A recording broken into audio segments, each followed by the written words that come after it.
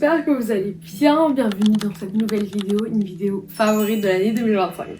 Oui, cette vidéo je l'ai filmée en janvier, mais hear me out. Fallait bien que je la sorte tôt ou tard, du donjon des vidéos CapCut non postées. Certes, ça date de l'année dernière, les petits trucs, mais ça fait toujours des petits trucs à voir, à regarder, à manger. Donc voilà, enjoy. On a dit 2026, c'est la nouvelle 2016, donc moi je vais m'appliquer et je vais faire toutes les vidéos que j'ai adoré regarder en 2016. Moi j'ai grandi avec YouTube, avec les tags, les vidéos favorites du mois, les hauls, les lookbooks. Franchement, j'ai toujours rêvé d'être youtubeuse en plus. Maintenant j'y suis, youtubeuse en semaine B. Mais écoutez, je vais me faire plaisir, je vais faire toutes les vidéos que j'adorais regarder à l'époque. On commence l'année avec les favorites de l'année 2025. Il y aura plusieurs catégories, je vais vous dire ce que j'ai adoré faire, regarder, manger, les produits make-up, skincare, tout. On va commencer sans plus tarder cette vidéo. Trop drôle, mais j'ai fait une page favorite de l'année sur mon journaling. Et j'en parlerai du journaling comme activité phare de mon année 2025. Vous voyez, les youtubeuses à l'époque, ils avaient tout le temps des notes avec les idées. Moi j'ai une page de journaling sur 2026. Donc je vais commencer dans l'ordre par la catégorie médias. Les séries que je regarde le plus, c'est les K-dramas. Cette année, ça a été un peu bof en termes de sortie. Donc j'étais un peu déçue dans l'ensemble. J'en ai pas regardé tant que ça. Style de K-drama que j'aime bien les romances mais fun, pas des romances déprimantes. Les deux K-dramas dans ce style que j'aimais, c'est My Dearest Nemesis et Dynamite Kiss. Ils sont un peu dans le même style. Très drôle, très K-drama 2016 un peu.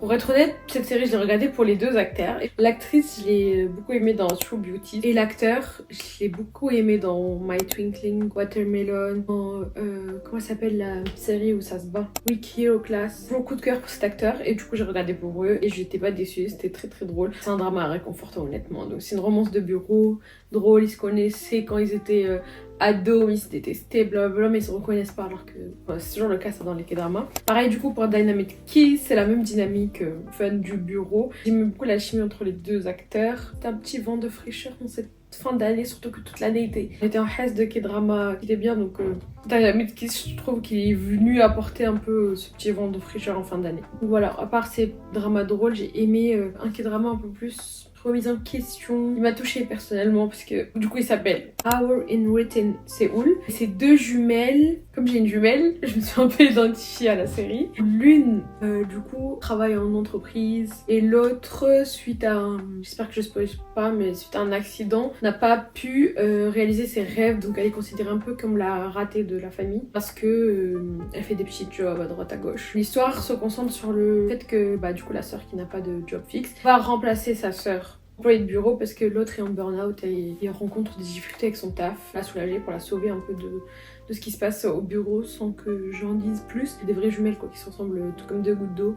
Elles se font passer l'une pour l'autre sans que la famille soit au courant, sans que même le love interest de l'une soit au courant. En plus c'est Jin Young de GOT7, donc ça a joué dans le fait que j'ai regardé et que j'ai aimé le drama. Donc ces trois dramas j'ai beaucoup aimé. Après il y en a beaucoup d'autres que j'ai kiffé mais je les ai pas mis parce qu'elles m'ont pas marqué, mais c'est de très très bons dramas. Ensuite, en film, quand j'ai fait mes favoris, je me rappelais même plus quel film je regardais, j'avais pas l'impression d'en avoir regardé des tonnes, voire pas du tout cette année, mais un film qui m'a marqué, c'est le film Exuma, feature mes deux acteurs préférés, Kim Go-eun et Lee Do-hyun. Et ce film, je voulais le regarder depuis un petit moment et je l'ai raté une première fois quand il a été dans le festival du cinéma coréen à Paris. Quand il a été reprogrammé dans un cinéma random de Paris, je me suis dépêchée d'aller le regarder et franchement j'ai adoré. Maintenant on passe aux émissions. C'est drôle cette catégorie parce que j'ai mis Secret Story. Je pense que je suis pas la seule honnêtement, mais je l'ai mise parce qu'elle a marqué mon été. Je pense qu'on a tous été Romaillère à un moment donné cette année, donc je l'ai mis pour ça. J'ai mis Exchange, une télé-réalité coréenne avec une maison remplie d'ex. On sait pas qui est l'ex de qui. Ils sont dans la maison pour soit remettre ensemble, soit passer à autre chose et donc rencontrer de nouvelles personnes. Ce qui est très très drôle avec cette télé-réalité, contrairement par exemple à Singles Inferno, on voit à travers les années que les candidats sont vraiment là juste pour se faire connaître et que les histoires elles sont là que pour le divertissement. Genre c'est du Netflix pur et dur. Là, c'était des vraies histoires où on suit justement les struggles, des vraies problématiques quoi. C'est prenant du début à la fin, surtout que le spectateur lui-même ne sait pas qui est l'ex de qui et que c'est révélé au fur et à mesure. C'est particulièrement la saison 2, c'était un coup de cœur. Ça se regarde sur Bilibili. L'émission qui a été l'obsession de ma fin d'année, c'est Boys Planet. C'est un survival coréen produit par Mnet où des garçons du coup envoyés par différentes agences de divertissement coréens qui sont en copie compétition et forment un groupe d'idoles quoi à la fin de l'émission. On l'a regardé avec mes copines en plus. On s'est même retrouvés à voter pour nos préférés. Je stan le groupe de K-pop qui en est sorti, j'aime beaucoup. On passe maintenant à la musique. La chanson, j'ai mis Emery tous au nez de Theodora, c'est mon top 1 chanson de mon Spotify Rap. C'est vrai que je l'ai écoutée en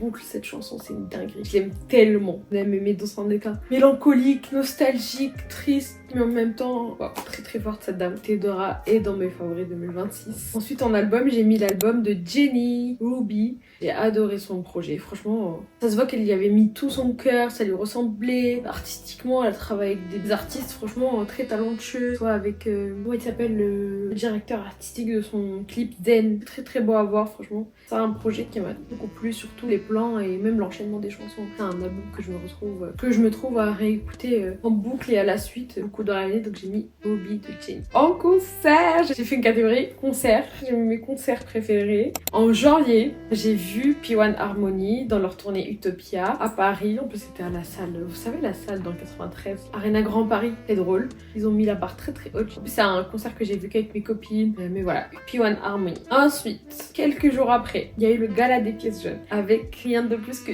J-Hope de BTS. Franchement c'était inespéré, c'était le choc de ce mois de janvier. Ils ont annoncé la line-up parce qu'on s'y attendait pas du tout. Moi BTS c'est le groupe qui m'a mis dans la K-pop, donc toujours une place spéciale dans mon cœur. J'ai revu d'ailleurs un peu plus tard dans l'année en juin ouais, à Séoul, j'ai fait son concert. Mais c'est ce moment-là qui m'a plus marqué parce que c'était la première fois que j'étais avec mes copines et que c'était inespéré quoi. Donc après le concert c'était quand même incroyable, mais j'étais toute seule. On n'a pas réussi à avoir des places à côté, déjà que c'était sold out, c'était tellement la galère d'avoir des places. Donc J-Hope en deuxième.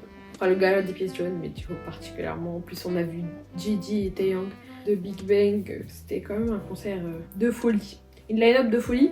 Il y a eu Aya, il y a eu Rosé, Gims comme Dab, John Legend, J Balvin comme tous les ans, et plein d'autres. Ensuite, mon concert préféré, mais du coup j'ai vu B.I pendant un festival. Et B.I, si vous le savez pas, c'est mon artiste préféré de tous les temps. Et il a fait une dernière tournée cette année parce qu'il part au service militaire l'année prochaine. Mais il est pas passé par l'Europe. Je suis partie le voir en Asie. On est tout pour la catégorie média. On passe à une autre catégorie. Ce sera la catégorie mode. Dans la catégorie mode, j'ai fait plusieurs sous-catégories. La première, c'est mes pièces préférées. Les pièces que j'ai remis beaucoup de fois dans l'année et qui ont un peu marqué mon année. Très drôle, bon là clairement c'est juste pour la blague parce que ce pantalon, c'est un pantalon de pyjama de base en vrai. Et que j'ai mis tellement de fois cette année parce que ce motif, c'était un peu mon obsession cette année. Et surtout à cause de ce pantalon je pense parce qu'en fait il est tellement confortable que j'ai fini par le mettre en tant que pyjama. Pendant mon mini road trip en Asie, je l'ai mis tellement de fois parce que déjà à Bali c'était le truc le plus facile à enfiler parce qu'il faisait chaud. On n'avait pas non plus tant de kilos que ça puisqu'on changeait beaucoup de pays, donc c'était une garde-robe vraiment capsule, donc j'ai fini par beaucoup le mettre ce pantalon. D'ailleurs ce motif, comme je vous ai dit, c'est un peu devenu l'obsession de l'année parce que je commençais à acheter tout ce qui était en rouge Vichy. Ça c'est littéralement juste un torchon que j'ai acheté au Japon. J'ai acheté ma pochette d'ordi en Vichy. Désolée, à chaque fois que je vous montre des trucs, je les ai achetés à l'étranger, donc vous pouvez pas vous les procurer, mais celui-là je l'ai trouvé original du coup. Sorry. Une autre pièce que j'adore, et celle-ci elle est venue que cette fin d'année en vrai, mais c'est cette veste gilet rouge. Je pense qu'on comprend que le rouge a été ma couleur de l'année pour le coup. Elle est si confortable, si douce, je l'ai achetée en Corée et je l'aime beaucoup trop. À part ces deux pièces que j'ai mis en boucle cette année, j'ai fait une liste de pièces qui ont un peu marqué mes tenues. J'ai regardé là parce que je les ai notées. J'ai mis bottes à lanière, mes Bermuda, ça a tellement step up mon outfit game cette année. Des couvre-chefs, j'ai mis des cagoules, casquettes, des petits bérets, un peu tout. Bag charms. Ça c'était mon obsession du Japon.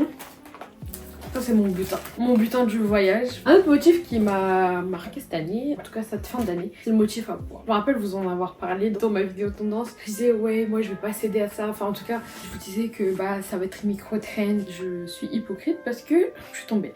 Après ça va, c'est un sac. Et c'est un sac tellement confortable, j'ai jamais eu un sac aussi confortable de ma vie. Je pense que bah, depuis que j'ai acheté dans le magasin Louf à Hongdae en Corée, depuis je le mets absolument tout le temps. Je sens même pas le poids dessus, je crois parce que la lanière elle est assez grande et qu'elle est courte, donc je sens pas le poids. Il est réversible en plus de ça. Pour tout vous dire, ma copine l'avait acheté et j'ai eu un coup de cœur sur elle. Et me voilà tombée dans le piège des petits pois. La folie du carreau et aller jusqu'aux accessoires. Celui-là, j'aimais trop le mettre au printemps-été. Comme ça sur mon foulard et ça faisait un petit accessoire coquette. J'ai aimé.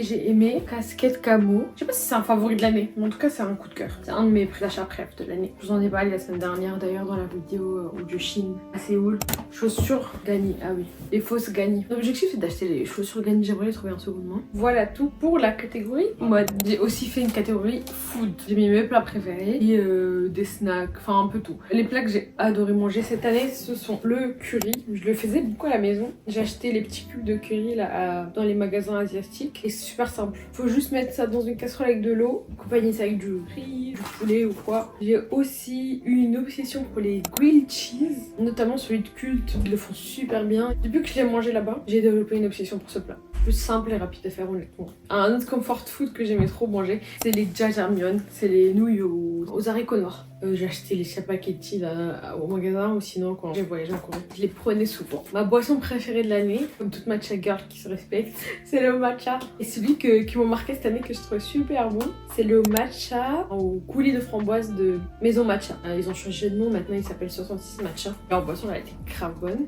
En dessert ou en petit déj, j'avais une obsession pour les pains perdus, que ce soit coulis, framboises, fraises, fruits rouges, tout ce que vous voulez. Mon plat préféré de la journée, c'est le petit déj. Je vis pour les petits déj. Ce qui me motive le matin à me réveiller. Maintenant, on va passer à une catégorie qui mélange un peu tout. Objets / activités / déco. Mes objets préférés de l'année. En début d'année, quand j'avais de la motivation, le planner de Procrastination Club de Ticia, youtubeuse que j'aime beaucoup. Elle a sorti son planner cette année. Enfin, l'année dernière et en plus cette année. D'ailleurs, je l'ai pas encore pris. Notamment parce que j'ai arrêté de l'utiliser celui-là en moitié d'année. Et ça m'a frustrée de l'avoir des pages vides. Donc, je me vois pas en racheter un. Même si j'ai quand même adoré l'année dernière. Je sais pas. Je suis encore en hésitation. Mais bon, très beau. J'adore le visuel de cet agenda. J'ai lancé mon obsession pour cette combinaison de couleurs, le rose et le rouge. Très beau à l'intérieur, je vais vous montrer. Très beau, interactif, il y a même des coloriages, il y a de la place pour faire des listes summer, checklist. En fait, il est fait un peu sous le style journaling et j'adore ça, donc c'est sympa. Il y a même de la place pour faire un vision board que j'ai pas fait.